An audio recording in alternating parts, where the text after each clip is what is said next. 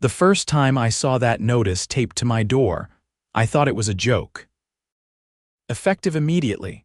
All emotional support and service animals over 20 pounds are prohibited within Maple Glen community, per updated HOA regulations. I stared at it, stunned, my hand still on the leash of my 80-pound black lab, Rocco, my certified service dog. He looked up at me like he knew something was wrong. I'm a Gulf War vet, and Rocco's been with me through panic attacks, flashbacks, and nights when I couldn't breathe. That dog saved my life more times than I can count. I crumpled the notice in my fist and stormed toward the HOA office, which was just 2 blocks down the street. I already knew who was behind this mess: Olivia Vance. Middle-aged, fake blonde bob, and the HOA president for the last 3 years. She had a voice that could peel paint and the attitude of a prison warden. She never liked me or Rocco, claimed his presence made neighbors uncomfortable. I pushed open the HOA office door. It smelled like stale coffee and cheap air freshener. Olivia sat behind the desk, typing like she was solving a national crisis. "You changed the rules to ban my service dog?" I asked, holding up the notice. Without even looking up, she said, "It passed in a board vote. The new policy is for the betterment of the community. Some residents are allergic and large dogs are a liability." "He's a certified service animal," I snapped. "That's a violation of the Americans with Disabilities Act. You can't just kick him out." She finally looked up, cocking her head like she just spotted a fly she wanted to swat. "Oh, please. That law's about public access. This is private property. We have our own rules." "You're dead wrong," I said, my voice low now. "And you're about to find out just how wrong." She stood up, her expression icy. "Then maybe it's time you consider relocating. We have plenty of buyers interested in your unit." I laughed, couldn't help it. "I'm not going anywhere, Olivia, but you might want to start lawyering up." I walked out without another word. Rocco followed close, his head low but steady. That night, I filed my complaint with the Department of Justice. I included everything: photos of Rocco's certification, medical records, letters from my physician, and a copy of the ridiculous HOA rule change. 2 days later, I started getting fines. First, $500 for unauthorized animal presence. Then another $700 for non-compliance with community pet policy. It was full-blown retaliation. I documented every single one, time-stamped the envelopes, and kept the security footage from my doorbell camera showing when they were posted. But Olivia made her biggest mistake at the next HOA meeting. I showed up, sat in the front row, and waited. The room was packed, neighbors whispering, some already picking sides. Olivia stood at the podium, smug as ever. "We're enforcing the new pet rules effective immediately," she announced. "Non-compliance will result in legal action and potential eviction." That's when I stood up. "My name is Judah Fletcher," I said, loud enough for the back row to hear. "I'm a disabled veteran and my dog is a federally protected service animal. You're not just enforcing bad policy, you're breaking federal law." The room went silent, and Olivia. She just smiled that smug little smile and said, "Then sue us." I already had.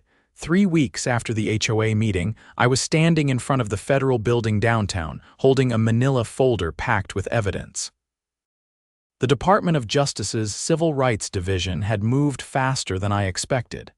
Maybe it was the airtight documentation. Maybe it was the fact that I'd copied my state senator, who happened to sit on the Veterans Affairs Committee. Or maybe they just didn't like bullies in suits trying to rewrite federal protections like they were optional.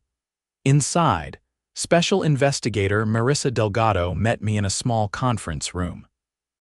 She had a sharp, no-nonsense vibe blazer, sleeves rolled up, dark curls pulled into a knot, and eyes that scanned every page like she was memorizing it. "I've reviewed your complaint," she said, flipping through my documents. "Do you have a copy of the HOA's bylaws prior to the amendment?" I pulled out the older version I'd kept from when I bought the townhouse. "Page 12, Section 6, I said. "There was no restriction on service animals before last month," she nodded. And they never hosted a vote with the general membership to change this. They claim the board passed it internally, I said. But there's no proof, no meeting minutes, nothing posted in advance. Delgado opened her laptop and began typing. Then it's not a legal amendment. HUD has already ruled that HOAs are subject to the Fair Housing Act. They can't prohibit service animals, especially not on a whim. I leaned back, letting the tension in my shoulders ease slightly. So what happens now? We'll be launching a formal investigation, she said. And I'll be requesting a compliance interview with the board. If they don't cooperate, we escalate. I walked out of that building with something I hadn't felt in weeks: momentum. Back in Maple Glen, things were shifting. Word had spread about the federal complaint, and a few neighbors who'd stayed quiet before were suddenly very interested in what Olivia and the board were really up to. A woman named Priya from 3 units down stopped me outside the mailbox. I didn't know Rocco was a service dog, she said, keeping her voice low. I thought they were just being difficult. They crossed a line, I said, and they're about to answer for it. She hesitated. They fined me for having a planter on my porch. Said it was a trip hazard. Next week the treasurer had the same one. I raised an eyebrow. You got that in writing, she nodded. Dated violation notice, I kept it. Hang on to it, I said. You're not the only one. Within days, more stories trickled out. Arbitrary fines. Selective enforcement. One couple claimed they were denied permission to install a wheelchair ramp because it didn't match the community aesthetic. Another guy said he was fined for parking in his own driveway overnight, while Olivia's nephew parked in the fire lane every weekend without so much as a warning. I started compiling it all. Names, dates, scanned documents. I built a spreadsheet so detailed it belonged in a courtroom exhibit. And while Rocco quietly did what he always did, stayed by my side, kept me grounded, I prepared for something bigger. Then came the day Olivia cracked. It started with a certified letter taped to my door. This time, it wasn't another fake fine. It was an official notice of a mandatory compliance review scheduled at the clubhouse. They didn't even bother disguising it anymore. She wanted to put me on trial in front of the community. I showed up early, not to prepare but to set up. I brought a portable projector, a laptop, and a USB stick with everything I needed. At 6 sharp, the clubhouse filled with chairs. Olivia stood near the front, flanked by 2 board members, Doug, who never spoke above a whisper, and Sharon, who wore designer glasses and treated every meeting like a fashion show. They looked confident, too confident. I waited until Olivia began her usual speech about community standards before I stepped forward. I'll go ahead and present first, I said, plugging in the USB. She blinked. That won't be necessary. You're the subject of this meeting. Actually, I said, projecting the first slide, this meeting is about the HOA's violation of federal law. I clicked through. Screenshots of the ADA complaint, official HUD guidelines, emails I'd received confirming the investigation. Then I dropped the hammer. A letter from the Assistant U.S. Attorney's Office confirming that Maple Glen HOA was now under federal review. Gasps rippled through the room. Olivia moved toward me, her voice tight. You had no right to involve the federal government. Under Title Roman II of the ADA and the Fair Housing Act, I had every right, I said. You tried to rewrite protected law, Olivia, and you retaliated using fines, intimidation, and illegal policy changes. Doug looked pale. Sharon reached for her water bottle with shaking hands, but I wasn't done. Additionally, I said, advancing to a new slide, numerous residents have come forward about discriminatory enforcement, harassment, and fraudulent fines. This is no longer just about me. This is systemic abuse.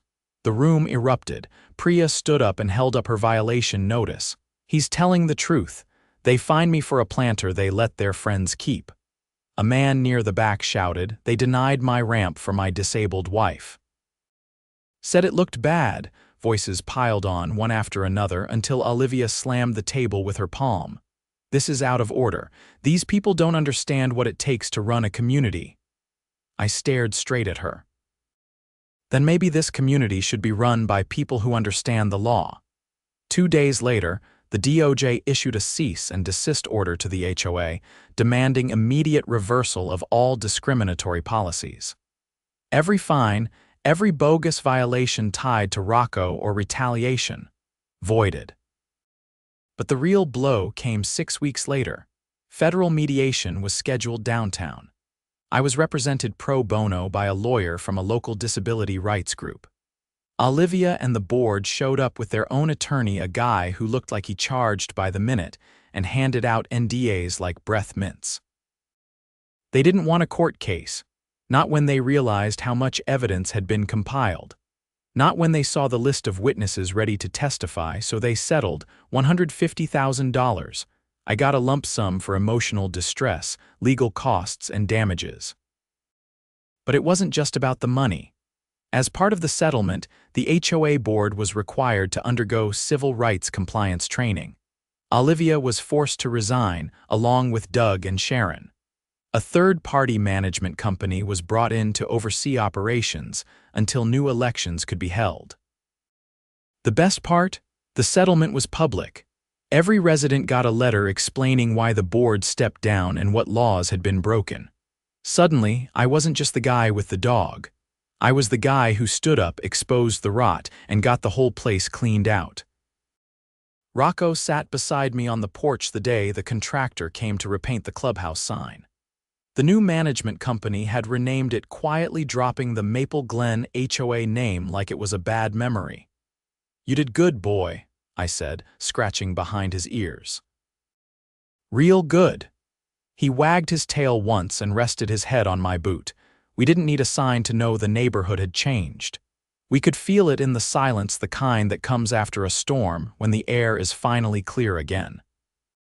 The new management company brought in to oversee Maple Glen didn't waste time. Within the first week, they opened a private portal where residents could submit anonymous complaints. By the end of the month, over 40 had been filed, some just venting frustrations, others attaching photos, invoices, and even audio clips. What started as a cleanup operation quickly turned into a full-blown forensic audit. I hadn't expected to get involved past my own case, but one afternoon, a manila envelope showed up in my mailbox. No name, no return address, just a single sheet of paper inside with a file ID number and a sticky note that said, "Thought you'd want to see this." I typed the number into the portal and nearly dropped my coffee. It was a scanned invoice dated 6 months before my ADA complaint with a signature line that read, "Olivia Vance, Board President."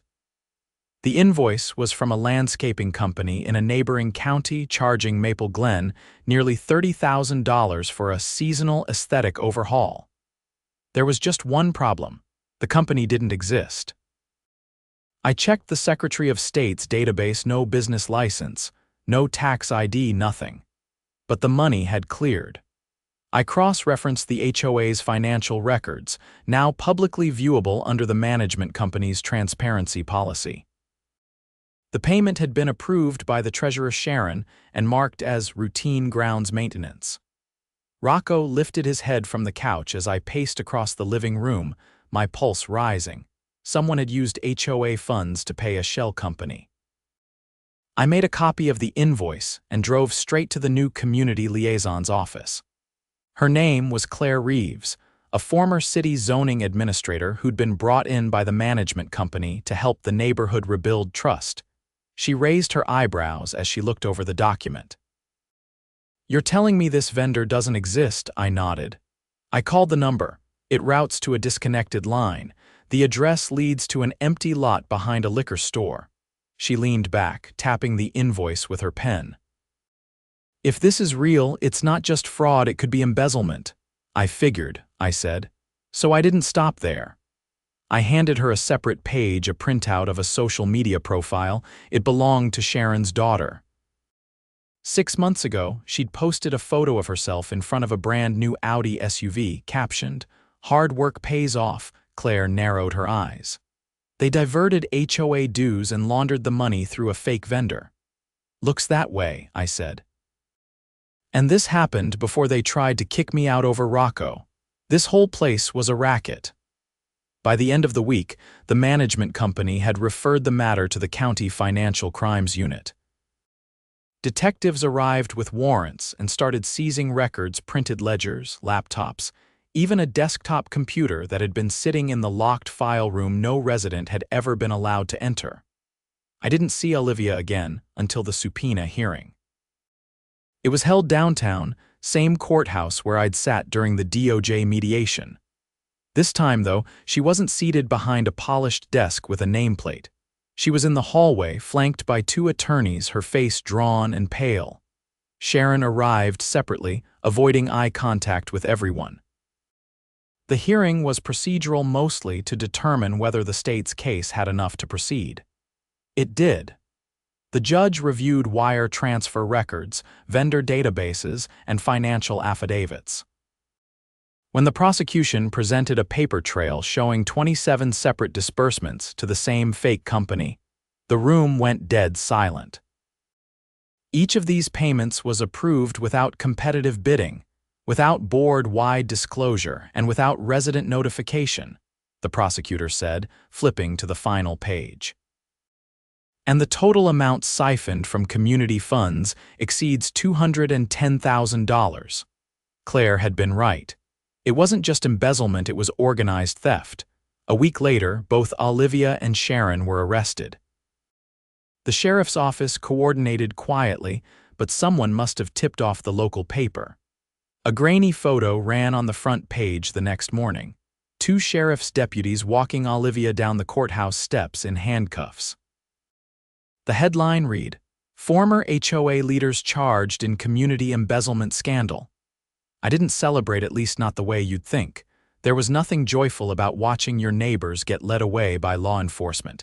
But I will say this, the air felt cleaner. People walked their dogs again.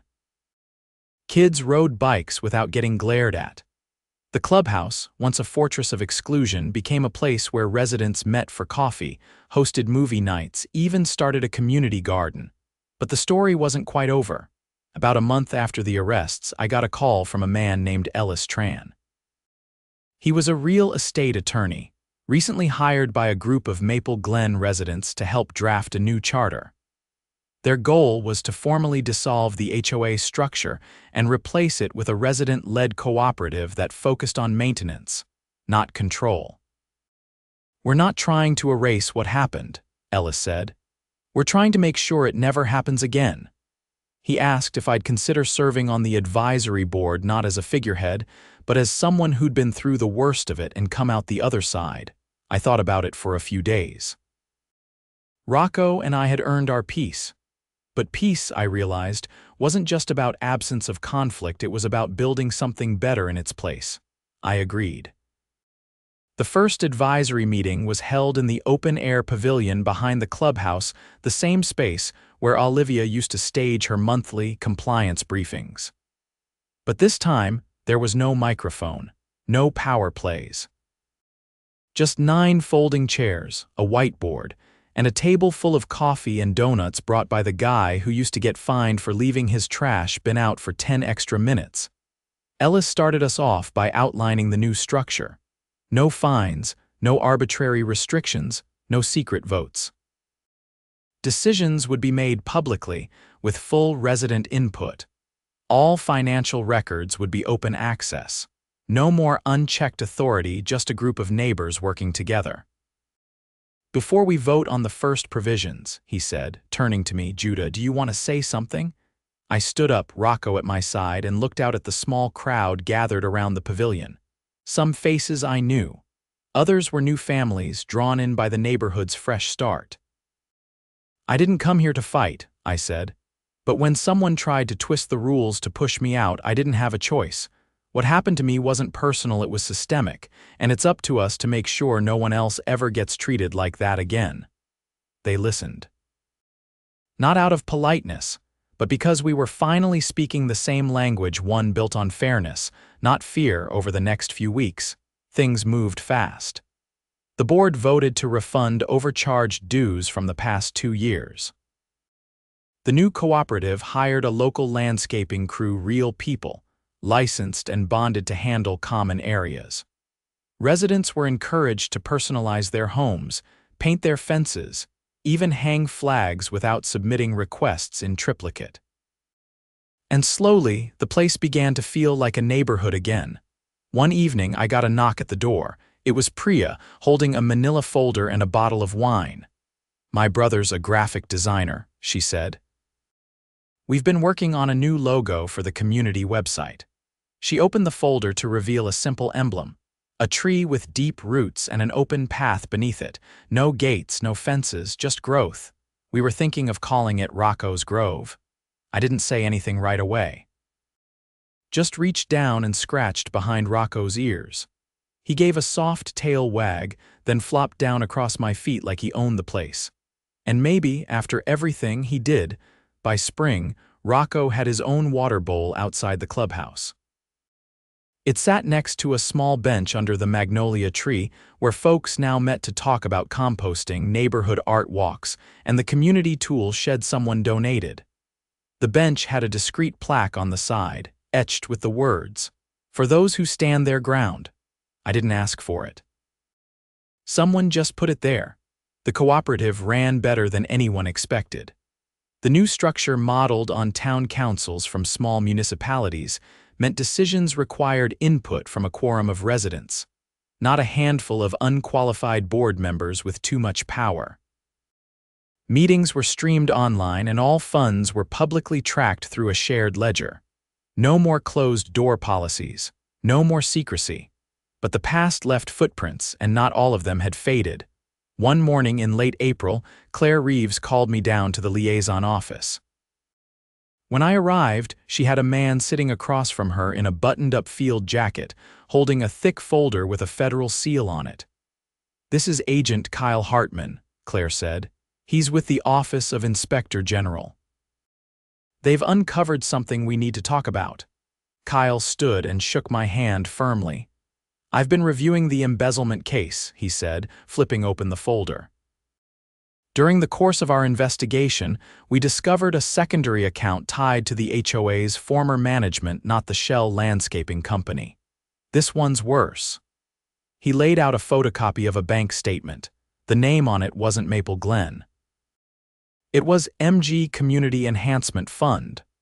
A name that sounded legitimate until you realized it wasn't registered with any state business entity.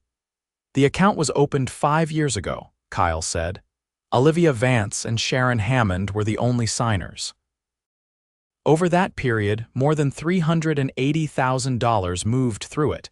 Claire leaned forward, visibly stunned. "That wasn't in the financial disclosures." "That's because the withdrawals were masked as community investments," Kyle continued. "But when we traced the vendors, several of them didn't exist. Others were real businesses that never received any payment. We believe the women were creating fake invoices and pocketing the funds." I felt heat rise in my chest. How did they hide it? They were smart.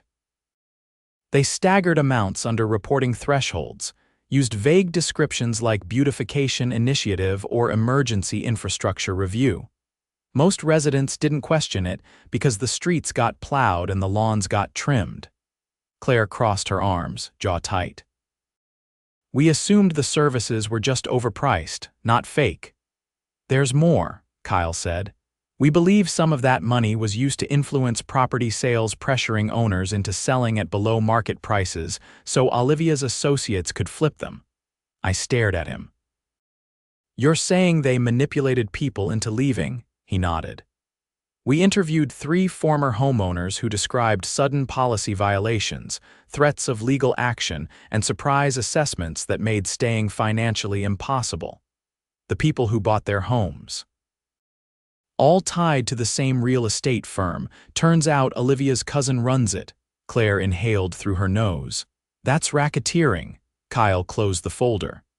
"That's exactly what we're preparing to file under the RICO Act." Everything shifted after that.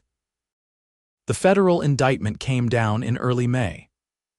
Olivia, Sharon, and a third name no one expected, former HOA Vice President Walter King, were charged with conspiracy to commit wire fraud, obstruction, and racketeering.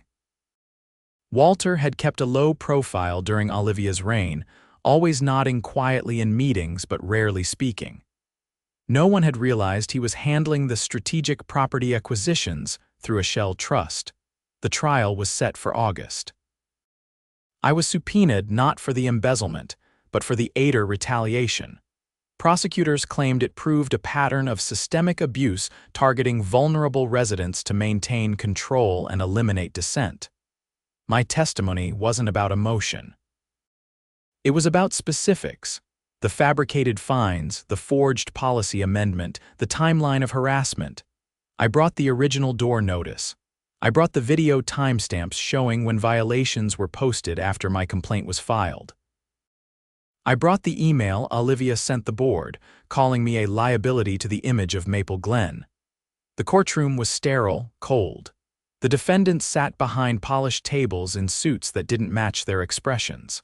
Olivia looked worn down. Sharon's hands trembled every time she touched a pen. Walter stared ahead like none of it touched him, but the jury saw through it. They saw the pattern: financial corruption masked as civic duty. Harassment dressed up as policy. Fraud hidden behind flowerbeds and freshly painted curbs. The verdict came back unanimous, guilty on all counts. Olivia and Sharon were sentenced to 7 years each in federal prison, with restitution payments ordered to the cooperative for every dollar traceable to the enhancement fund. Walter got 10. His role in the property manipulation had crossed state lines, triggering additional charges. The judge's closing statement included a line that stuck with me. When stewardship becomes a vehicle for personal gain and power replaces transparency, justice must not be polite, it must be swift. By fall, Maple Glen was something altogether new. The cooperative had voted to remove the old entrance sign entirely. In its place, they planted a community orchard: apple, peach, and fig trees arranged in a semicircle. It wasn't symbolic, it was practical. Fruit would be free to all residents, and a local school planned to bring kids once a month to help with harvesting and composting. I didn't run for office. Never wanted to, but I did take a volunteer role on the accessibility committee. We worked on making sidewalks smoother, created a sensory-friendly park zone, and installed a small bench with a shaded canopy in every cul-de-sac, designed by a neighbor who taught architecture at the university. One morning, while I was walking Rocco past the orchard, a man in his 20s waved me down from the sidewalk. He was new, just moved in from out of state with his partner and their daughter. "Are you the guy with the dog?" he asked, catching up. "The one who I'm the guy with the dog," I said. "That's all." He crouched to pet Rocco, who leaned in without hesitation. "Place has a reputation now," he said, "but it's not a bad one. It's like, people know something went wrong and the people here fixed it." I nodded. "We didn't fix it, we're still fixing it. But we don't ignore it anymore." He smiled, stood, and waved as he headed back toward the duplexes near the orchard. Later that week, I received a letter from the Justice Department. It wasn't formal, just a note from one of the attorneys thanking me for my cooperation and including a copy of the ruling for my records. At the bottom, someone had handwritten a single sentence: "Sometimes standing your ground moves the whole neighborhood." I folded it up and slid it into the folder where I kept everything: case notes, violation letters, and the original certification papers for Rocco, not because I needed the reminder, but because someday someone else might. And when they find it, I want them to know, you don't need a title to fight back. You just need the truth, the receipts, and the kind of dog who never leaves your side.